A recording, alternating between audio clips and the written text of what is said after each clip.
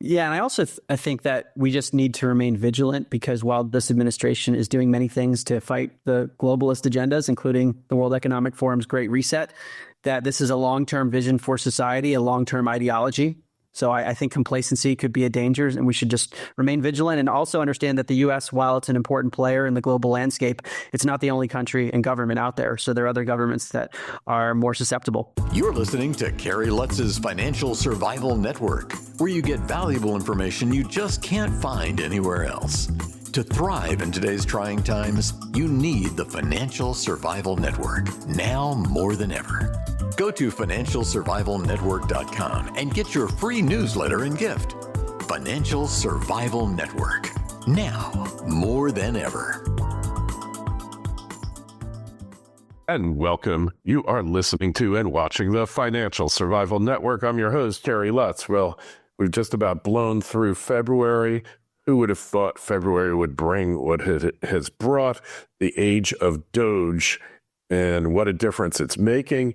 Has Doge stopped the Great Reset dead in its tracks, or is Doge just all a part of it?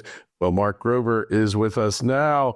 And Mark, great to have you on the show. So what of Doge? Has it stopped the Democrats and the Great Reset plan, the Soros plan, Klaus Schwab? Has it stopped them dead in their tracks and really sent them running for cover?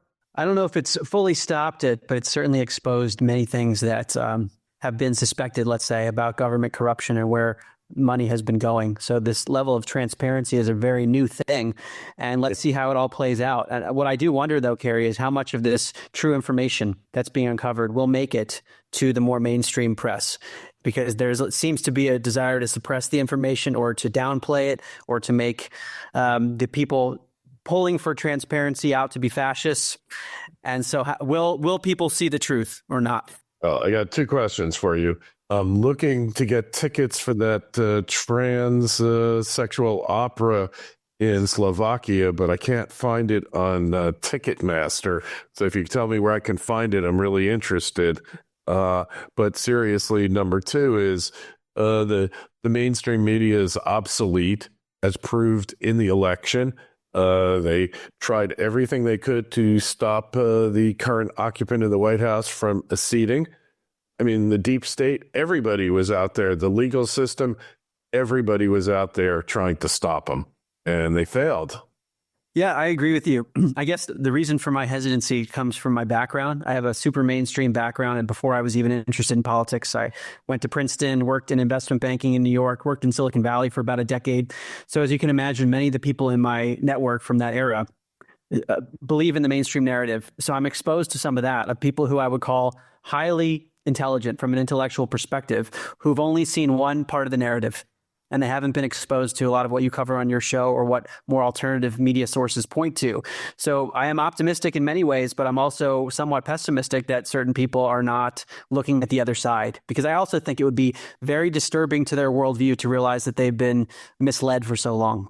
Yeah, let's see. Well, we're going to ask Grok whether this happened or not, whether Trump has defeated the deep state. Given the information available, Trump's attempts to fundamentally alter the structure of government to eliminate this perceived deep state have not been fully realized or sustained beyond his administration. So, like you said, the verdict is still out, right? But yeah, and I also I think that we just need to remain vigilant, because while this administration is doing many things to fight the globalist agendas, including the World Economic Forum's Great Reset, that this is a long-term vision for society, a long-term ideology. So I think complacency could be a danger, and we should just remain vigilant and also understand that the U.S., while it's an important player in the global landscape, it's not the only country and government out there. So there are other governments that are more susceptible. Yeah. All right. So where does this leave us here? I mean, I think he's definitely put the scare into it. Like you see all these people, Dems mostly demonstrating and singing. I mean, it's really cringy type stuff they're singing. Leave it to a senator or a Congress person to kill like really great songs. You know, they just have no talent other than to rape and pillage. But do you think the louder they cry, the more on the take they are? Or is this just a philosophical thing? It's a good question. Well, I think at the very least, what's being exposed is that there is a completely illogical counter narrative that we've seen for a long time, but it's exposing itself more and more. And we're hearing things like just this week, I believe it was on CBS, one of the news anchors was comparing what's happening in the US with free speech to Nazi Germany, seeming to claim that in Nazi Germany, there was too much free speech. So that was somewhat interesting. And also what we're seeing happening in Germany is pretty scary, where posting certain things on social media can lead people to be arrested or confiscated. Yeah, the attack of the meme, they can't deal with memes. They have no sense of humor, and that's just the way liberals have always been. So what's the next step do you see in this fight here, Mark? To me, the next step is continuing to expose the corruption and the truth, which has been hidden by the mainstream for so long. I mean, just compare where we are, Kerry, today in 2025 versus 2020, when the Hunter Biden laptop story was being censored on Twitter.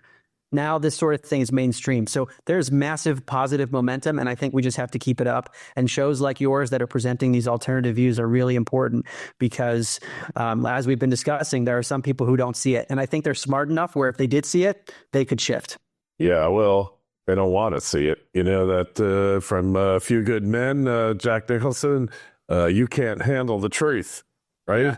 They don't want to know because it will upset their view of the world and the way, everyone wants to believe that they're right. So what happens when you find out that you're wrong and your view of the world is wrong and your view of the world is part of your own view, self-view, your own identity? It's hard for many of you out there to just stop believing. Completely agree. And there's also something I discussed in my book, An End to the Upside Down Reset, on political psychology, because I tried to psychoanalyze the left. What's going on here? Because I've been wanting to understand it. And there is this emphasis on compassion, which is in many ways a good thing, but it can blind people where they view themselves to be so compassionate, where they will then not look at the ways in which they're actually not being compassionate. And to your point, if they realize that they've been wrong, then they would have to realize that they have not been compassionate, and that would destroy their self-image. Yeah, and what's compassionate about supporting failing schools that trap minorities in a cycle of poverty and crime and fatherlessness and all of this? Same thing with welfare. Welfare broke up these minority families, Black families in particular. I can remember the day when my father rented some apartments in a place in New Jersey, and one of the Black tenants, she was supposedly not living with her husband, but he had moved out, quote unquote, moved out, but he was really living there. But the welfare department was doing checks on him to see if he was there, because if he was there, she couldn't collect benefits. It's a very twisted way of expressing compassion, isn't it? Yeah, well, it's typically superficial compassion. For example, the term equality. That's something that we hear a lot about from the left. But as the Nobel Prize-winning economist F.A. Hayek put it, human beings by definition are distinct and unique, meaning we're all different. We're unequal in that way. So if you wanted to enforce equality because we're unequal, you'd have to treat each person unequally. It goes against the entire principle. Yeah, and then there's equality of opportunity and equality of outcome. Equality of opportunity is like, you want to be a airline pilot, the opportunity's out there, but we're not going to make you an airline pilot if you can't pass it on your own, right? The whole DEI thing breaks down when you view it from opportunity to outcome, and that's the whole thing about equity, right? Yes. Yeah, what is equity? I don't understand what that term means. Do you? And it seems like forcing people to do things that a certain ideology wants, and using a term that sounds like it's compassionate on the surface, just like diversity. Thomas Sowell, the great economist, said, if you want to talk about diversity, why don't you ask how many Republicans there are in the university's sociology department? Because typically we're talking about diversity in very superficial ways like skin color or gender, but not in ideology or other things. So true. So true. Not diversity of thought, just superficial diversity. And, everybody, all of us out there want everybody to be their best that they can be, to achieve your potential. To me, like, it's a crime when someone doesn't achieve their potential, whether it's because they make bad choices, bad upbringing. But the left would have you believe that unless the government gives a helping hand, they have no ability to realize their potential whatsoever. And the right, seems to me, believes that we'll give you a helping hand, but basically you got to pull yourself up. We can't push you up there. Yeah, well, the left's view, as you describe it, is very much condescending and patronizing. It's basically saying, well, you aren't really capable of anything on your own unless this body helps you out. Whereas the alternative, I think, is more empowering to people, which is where I would love to see society go.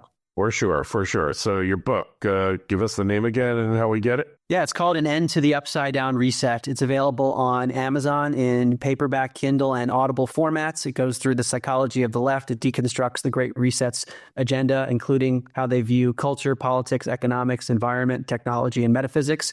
And hopefully by exposing that, we can prevent this long-term vision from being enacted. All right. And it's available on Amazon and wherever fine books used to be sold. And if you got a question for Mark or myself, shoot me an email, as always, kl@kerrylutz.com. And while you're at it, you can find a link to the book on the show notes to this interview and financialsurvivalnetwork.com. Just ask when you go there, sign up for a free newsletter. Mark, been a pleasure. Great luck on the book. Thank you, Kerry. Thanks for listening to Kerry Lutz's Financial Survival Network, your solution to today's trying times. For the latest, go to financialsurvivalnetwork.com. Financial Survival Network, now more than ever.